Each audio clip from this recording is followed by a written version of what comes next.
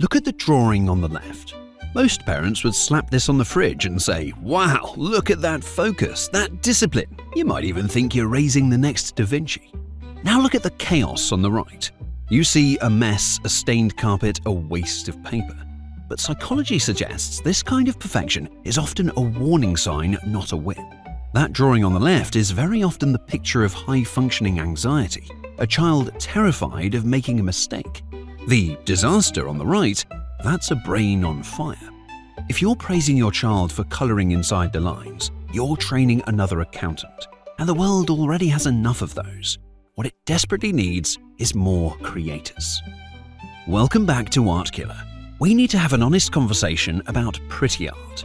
Society, schools, and probably our in-laws have trained us to treat neatness as intelligence. Gold stars for blue skies, green grass, and handwriting that looks like a font. But biologically, neatness is just compliance in a trench coat. It's impulsive suppression, not creativity. Yes, kids need safety rules, but when their art becomes rigid perfectionism, that's a red flag. They're choosing safety over discovery, and that's not a brain built to change the world.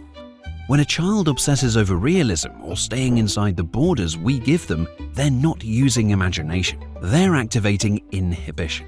Ask them to draw a tree, and they give you a brown stick with green fluff because that's what trees look like. Well, that's not creation, that's data entry. They're executing a command to chase our approval dopamine. That's good child syndrome. When they erase a line 5 times because it wasn't straight, we're not seeing dedication, we're seeing a cortisol spike. A child who believes their worth is tied to the precision of their output rather than the wildness of their ideas. If they're scared to make a wrong mark, they're not playing, they're performing. And performers build fragile egos. The safe approach first.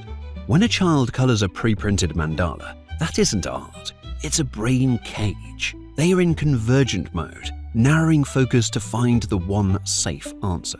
Efficient? Yes. Neurologically stagnant? Absolutely. Now let's defend the ugly. This mess, a divergent mode. A sculpture from trash and wet tape collapses. Good. It has to collapse. They learn why gravity wins. Mixing colors until they turn brown? Good. They learn new chemical reactions. Neuroscience tells us this chaos forces the brain to build new pathways. It is a literal growth.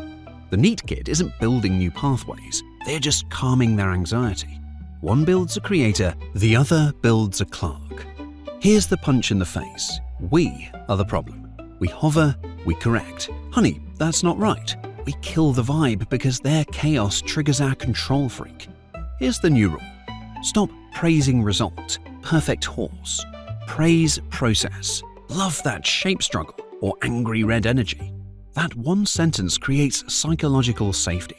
A kid who fails bravely in front of us, that is the ultimate compliment to our parenting. So, tomorrow, try something different. Give them a blank sheet. No coloring books, no templates. Don't say, draw a house. Say, make something. And if they ask, am I doing it right? Tell them there is no right. There is only yours.